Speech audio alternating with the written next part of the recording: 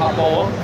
Apollo — это аудиоинтерфейс, который обладает 18 входами и 24 выходами. Здесь мы можем увидеть как лицевую панель этого аудиоинтерфейса, так и заднюю панель аудиоинтерфейса. Помимо того, что там стоят превосходные конвертеры высочайшего класса, этот аудиоинтерфейс совмещен с известной платформой UAD, которая позволяет вам обрабатывать плагинами платформы UAD в реальном времени все входящие сигналы. Более того, так как по сути здесь внутри находятся платы DSP-обработки, вы можете использовать эти плагины непосредственно в вашем программном обеспечении Logic, Waves, Pro Tools и так далее. Как мы можем заметить, этот аудиоинтерфейс может подключаться к вашему Mac посредством разъемов FireWire 800 или при помощи установки опциональной карты Thunderbolt. Также есть у этого аудиоинтерфейса на задней панели располагаются непосредственно 4 микрофонных входа с микрофонными предусилителями, линейные входы на больших джеках, линейные выходы на больших джеках, выходы на мониторы, на контрольные мониторы, непосредственно разъемы для синхронизации по overclock. Есть разъемы SPD. На передней панели регулятор управления прямпом, уровень громкости, есть два выхода на наушники и непосредственно панель, где отображается индикация входящего сигнала. Данный аудиоинтерфейс может быть использован как в студийной работе, так и в живой концертной работе. Например, вы можете представить, что вы можете обрабатывать плагинами UAD ваше живое выступление без каких-либо ощутимых задержек, получив при этом максимальное качество звучания. Линейка плагинов Universal Audio очень широкая, и она обновляется очень часто. Появляются новые плагины как и непосредственно от компании Universal Audio, так и от сторонних производителей. Плагины Universal Audio — это аутентичная эмуляция аналоговых устройств, выполненные с высочайшим качеством. Непосредственно почитать о плагинах, которые доступны для этой платформы, вы можете на сайте компании Universal Audio, либо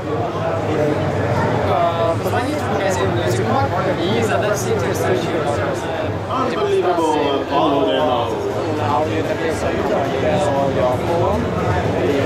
So what I'm going to do is make sure I have all my files open. Okay. So let me make sure I have a singer. Do I have a singer?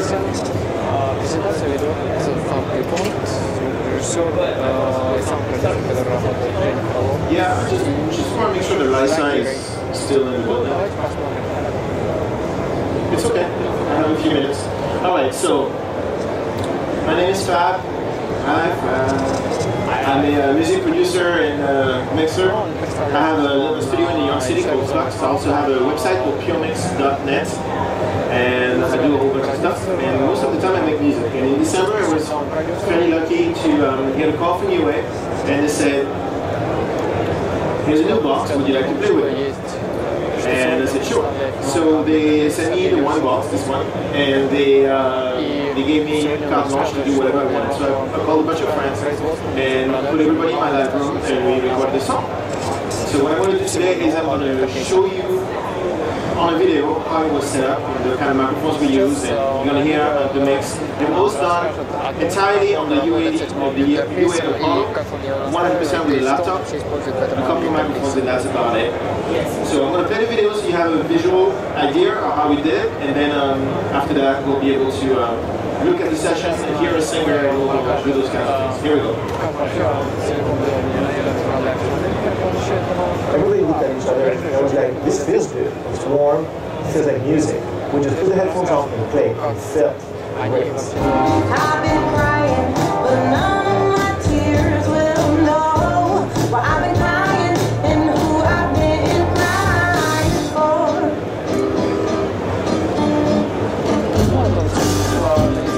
I'm sitting and my legs can't find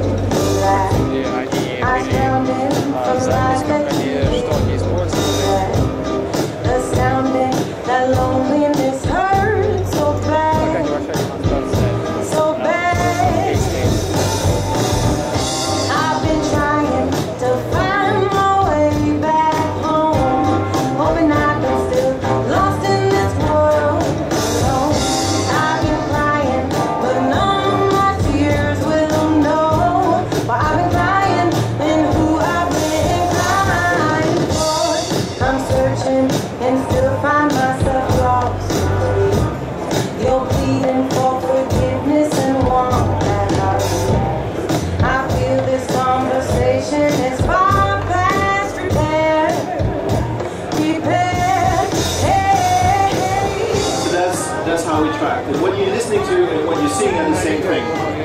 It wasn't a Hollywood thing where we went into the studio and used all the consoles and everything, made the track and then faked it. We actually, the guy was in there with his video camera while we were recording it. And we did this with 5 microphones and a couple of DIs, and that's it. There's 4 microphones on the drums and 1 microphone on the vocal, 1 on the conga. That's it.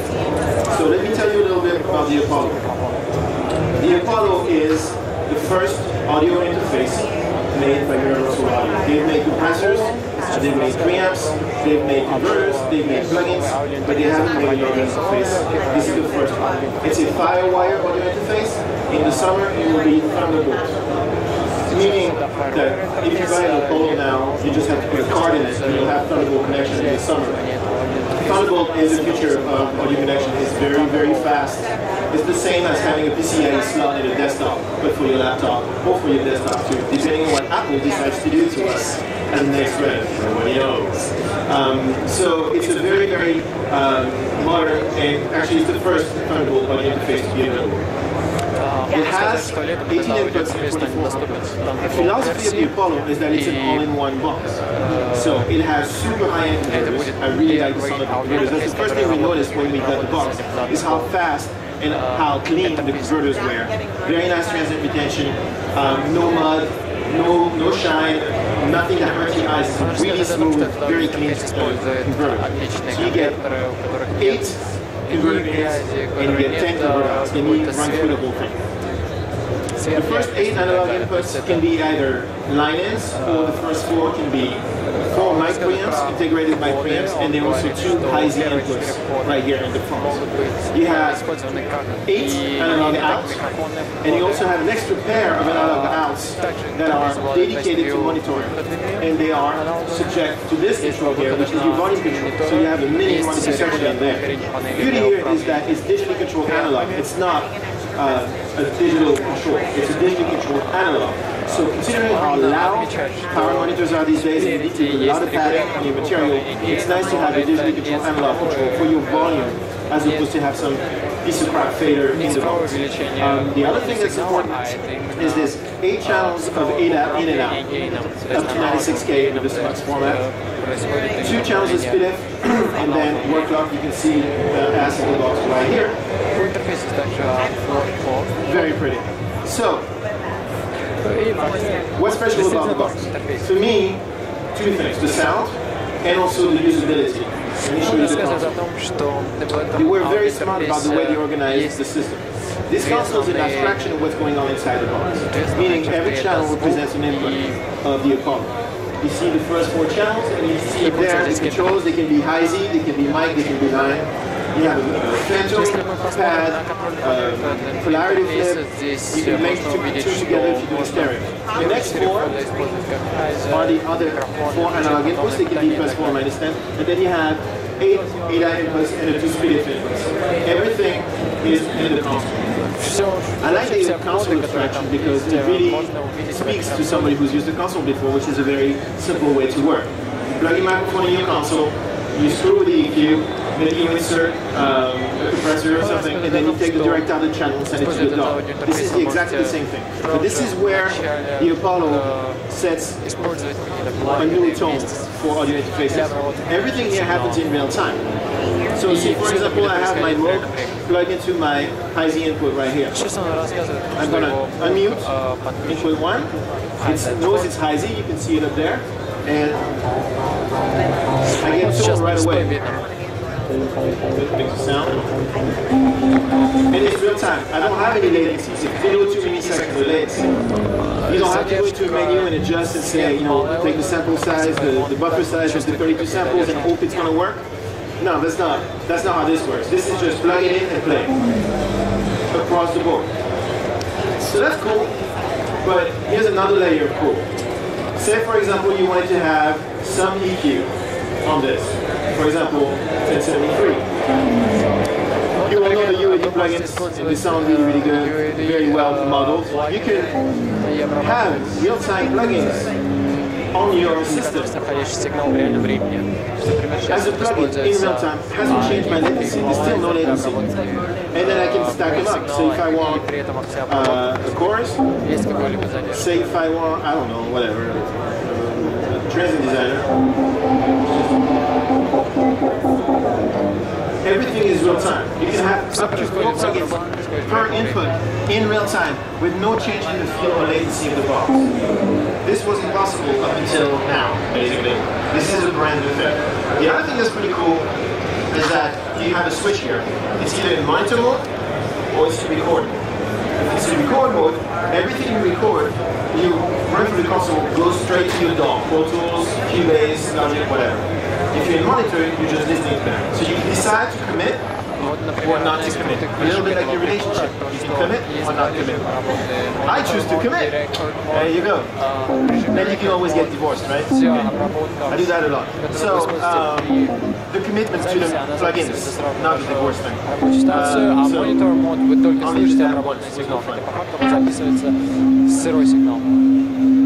Okay.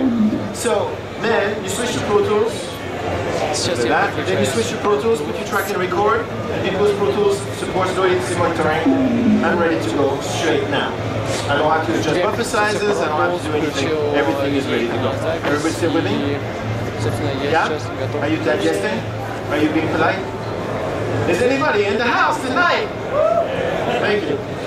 So, is it night already? Feels like night. Something else I'd like to show you.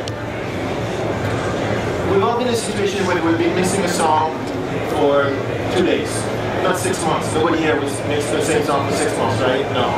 But say 2 days. And after 2 days, your buffer size is at what? 1024, 2048 to be able to play the song, right? Because your computer is begging for mercy.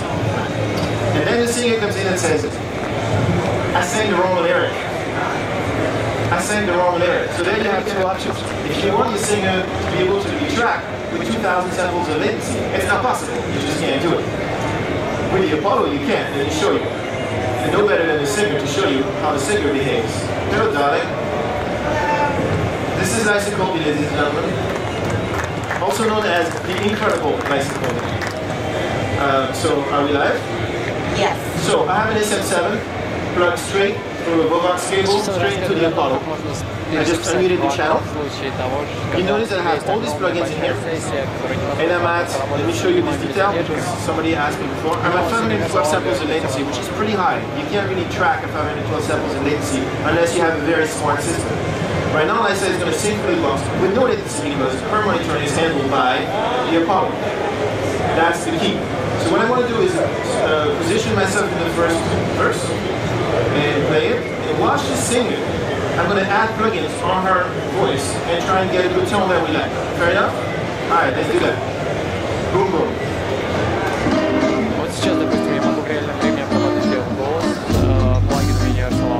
Time's ticking and my lips can't find the laugh. I was drowned in from life that you hid and left. Astounding that loneliness hurts so bad. So bad.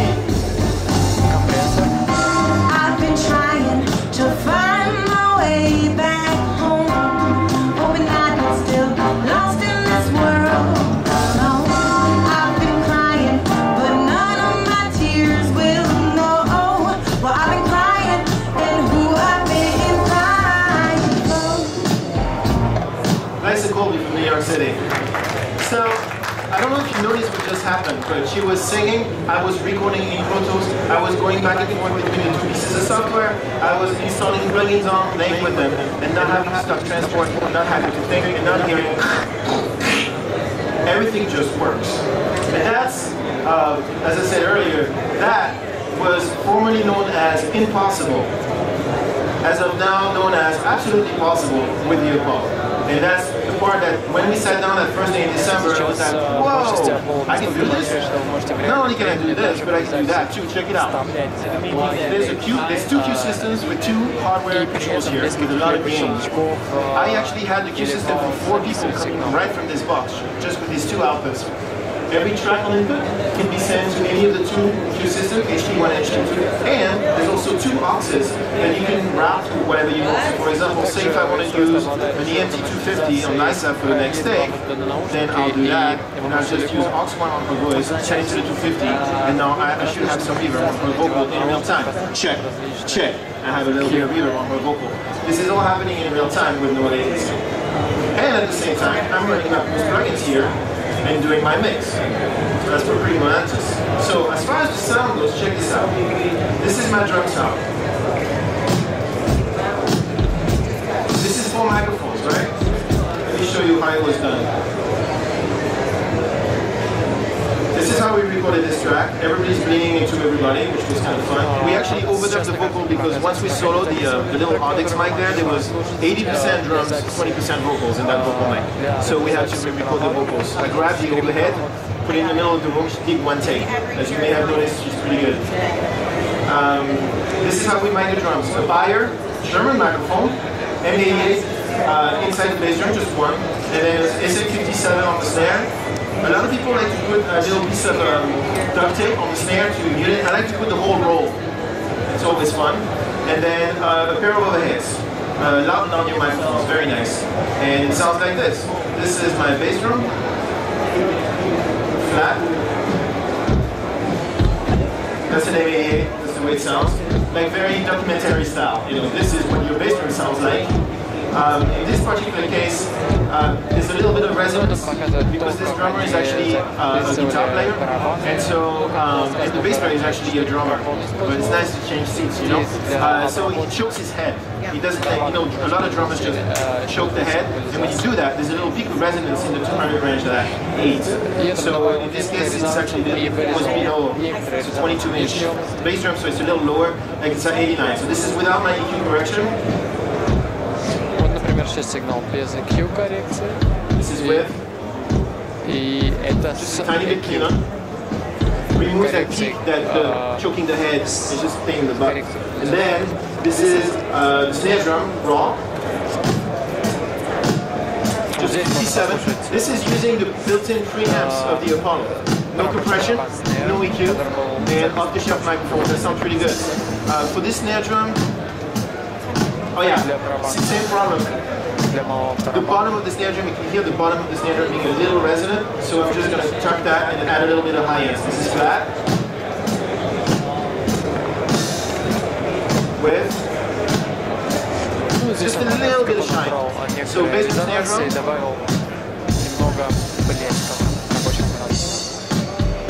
Then I have overheads. The overheads sound like this.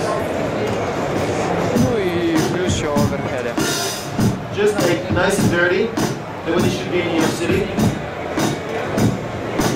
And the combination, you can actually just be wild. Let's add a little bit of, just a little bit of overhead in the mix.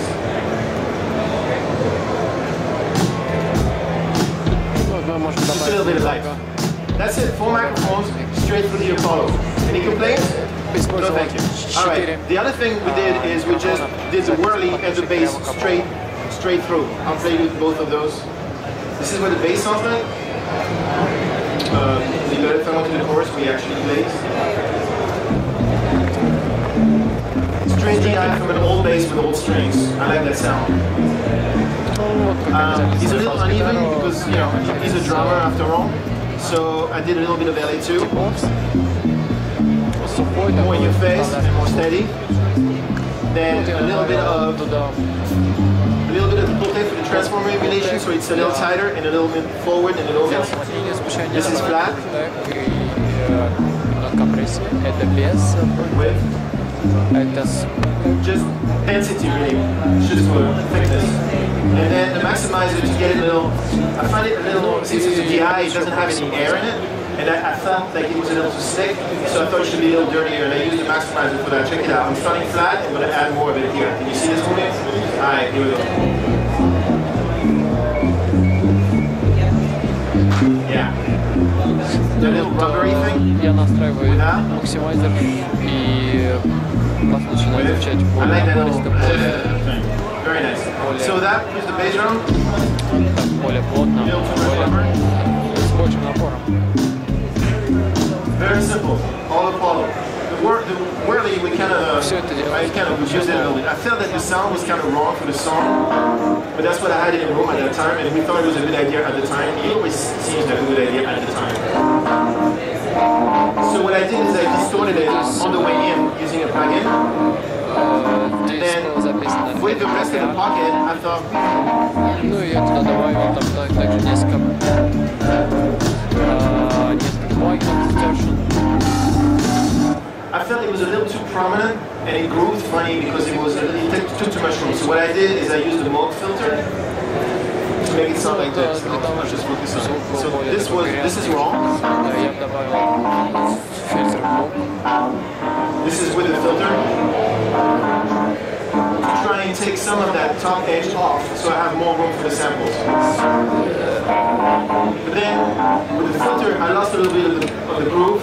And the whole point of the track is that everybody's pushing and pulling together, and that's why it grooves nice. And so I lost that. So what I did is I used the transient designer. So this is without.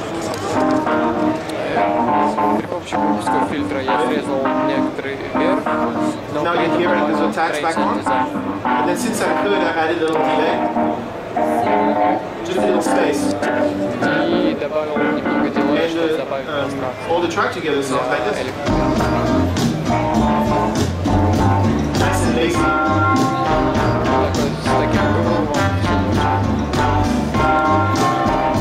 All live, and then we overdub Lysa, which we should do again. Come on over. So, I had a little reverb for you. Aren't you grateful? Thank you. Oh, my pleasure. Let's see. Great. So let's just, oops, more software. Let's do this. Let's just make some music. Let's do it. Let's do it. Ну и сейчас они Here we go. We live, did a new он view. сказал, что он добавил некоторую Life is good. рекуперацию вокалов реально времени. Ding dong, ding dong, Nice. ding dong, ding dong. I've been trying to find my way back home, hoping I'm still lost in this world alone. I've been crying, but none of my tears will know. Well, I've been crying, and who I've been crying for.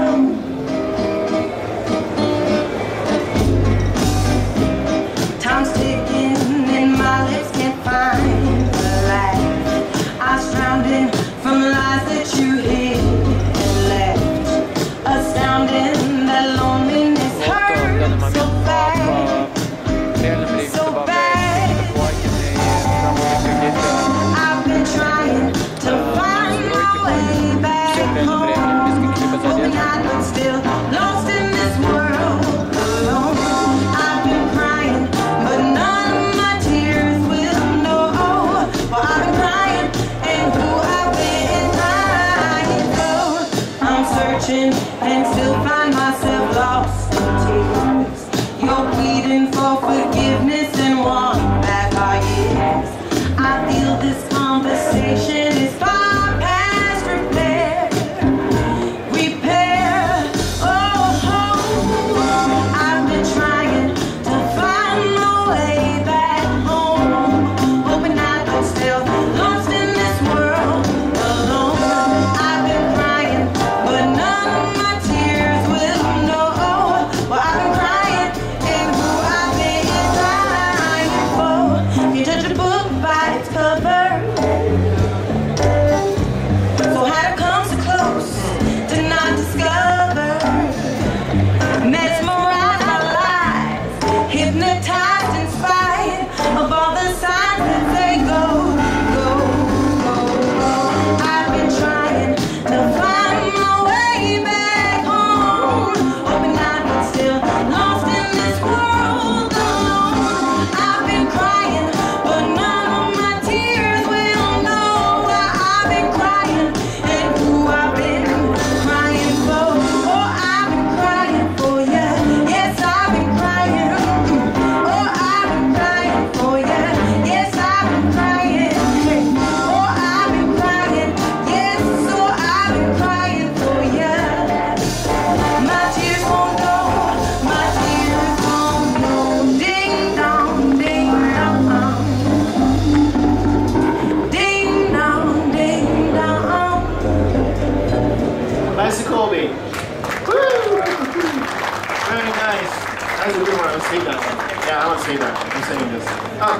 very good out of this. All right, so this was Les Colby. This is the Universal Audio Apollo. If you have any questions, you feel free to ask me. A couple announcements. There's a new version of the UAD software coming out called 6.2. And it's a great name, isn't it? 6.2? I wish I'd come up with that myself. 6.2 is great because the Sonox plugins are coming on the UAD platform. Meaning you'll be able to use that Sonox EQ on the UAD card, which means you'll be able to use it in the Apollo too, which is really, really good. And a bunch of other stuff that they haven't told me about because nobody tells me anything. The other thing is, you should swipe your badge so they can send you information. You should also fill these little cards there. So you can fill the little cards and give them all of your life information and put it in the bowl over there. On Saturday, I think they pulled out another thing out of the bowl and giving you a free UAD quad and a bunch of plugs, which is great. And we'll be back tomorrow because that's the kind of people we are at noon. Good night.